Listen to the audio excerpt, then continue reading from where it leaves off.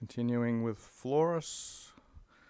Okay, the Supreme Pugna, the last battle, was under the plains, which they call Arusia at Lucinia, with the same leaders with which we have mentioned Superius above.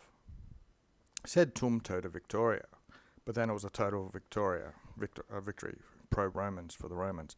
The exitum, the outcome, which virtus, valor or virtue, datura would have given, was about to give, chance, casus gave. 4. Provectus, something's brought forwards, into the first Achis, into the first battle lines, again, so it's with the elephants being provected, the elephants having been brought forwards into the front rows again. One from these little pullets are a baby chicken, this would be a baby elephant, a pullum, was adapted in the head by a blow, or a blow hit it in its head with a heavy spear, and it averted it, turned around. Which would be it's a male elephant, baby elephant, went through the stragum, went through the slaughter of its own people.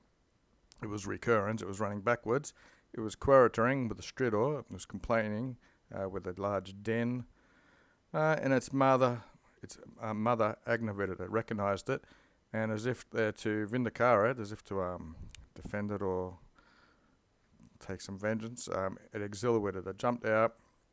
Then all around, it mixed in as if there was a heavy, the heavy masses with its heavy mass. It became hostile to its own people, I'm guessing. So mother saw that its baby pullum had been struck, and it was raising a din. So the mother started blasting all the friendlies around it as if they were enemies. Act C. And thus, plural, the same beasts, which in the first victory had abstuleranted, had taken away the first victory from the Romans, and in the second had fecaranted and had made it equal. Then in the third, it had handed victory to the Romans without controversy, sine controversia. Nec viro. But neither was it tantum, merely with arms, and in the plain, but in concilis, which are planning and intrigues, etc. Also it. Don't know if we really know that there, but at home. Was the Demarcatum, where they fighting with King Pyrrhus. There's a bit in the bracket if you want to read that. Quippy post. Since after the first victory, the Via Calidus, the cunning man, he despaired. So what did he understand? He understood Romana intellect by its virtue. He understood the Roman valors or something. And immediately he despaired of using arms. He despaired with arms. And he contourled it himself. He took upon himself to resort to doloses, which are tricks. So I guess it's these tricks. 4, he cremated, which is burning, the interruptos, that means the dead people or the cadavers. And he held the captives indulgently, so he indulged these captives that he held, and without any price, he restored them, he restituted them, having sent, or with the delegates sent into the city, which would be Rome. In all ways, he was relying on this or doing that, so that he could get a treaty struck. With a treaty struck, he would be received into their friendship with Rome. Said, but at correlatives, both in war and in peace, in forest and doma, and abroad and at home, in all parts, Roman virtue, then approvated itself. More likely it showed itself or displayed itself, and neither in any other, more than in the Tarentine victory, the Romani populi, the Roman people, it's a singular here, the Roman people showed their fortitude, the bravery and the wisdom of the Senate, fourth declension, and is spelt right, magnanimousness of the generals. Queenam, the nam's added as a question. So these men, what were they?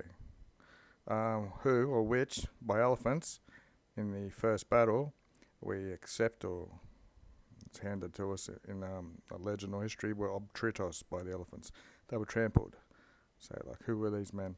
The wounds of all of them were in their pectors and their chests. Certain held a commorte, they died, com usually means together, with their deaths with the enemy's deaths.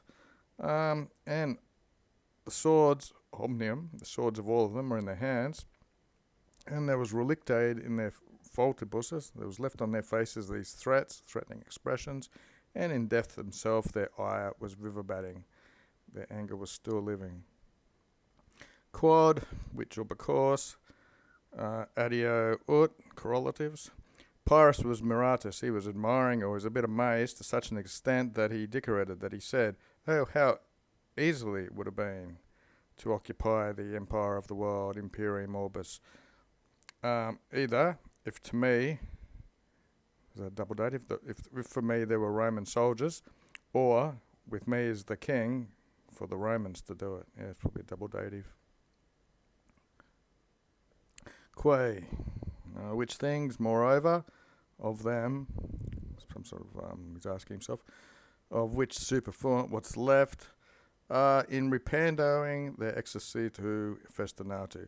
So in replacing the army quickly from those who are left.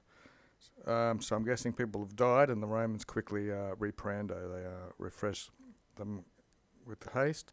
When Pyrrhus inquired, he said, I see myself plainly, procreated, he's in the accusative, I see myself born from the seed of Hercules, to who, as if by the liano engue, it's some type of snake which Hercules fought, and so many times casa capita, the heads are cased, the heads are cut off of the enemy, and as if from its own blood, from the Roman blood, if you're comparing it to the Romans, it's renascatured. So reborn heads can come up. So when Hercules cut off the snake's head, they were renascatured, they were reborn, and he's comparing it to Romans. Which, however, or moreover, what did they think of the Senate? With Appius Caecius orientating, so like he's putting forward this. So Appius Caecius has said, his suggestion looks like he was the one asking for it to happen. What does he say? Pulsi the legati. So having repulsed the legates, the delegates, with their gifts, their munerabuses from the city. This is the king again, the bad guy's king. He was interrogating his men who had been delegates, who had been cast out from the city. What concerning the seat they sent here, and what did they think, or what their feelings concerning the seat of the enemy, which would be the Rome, basically. Seat sort of just means the city. It seemed, visem, the temple, it seemed, the urbem seemed to be a temple for them. This would be these people were giving their feelings. They thought that the city of Rome seemed to be some sort of temple. They confessed, they confiderented, and the Senate seemed to be of kings, filled with kings or whatever. Who or what, Porro, furthermore, did he think of the generals themselves, the leaders themselves, either when they were in the camp, when a medic, a Dr. Venale, he was selling something, he offered the caput. Okay, so he was offering for sale the head of the king. Curius had remissed him, he had sent him back.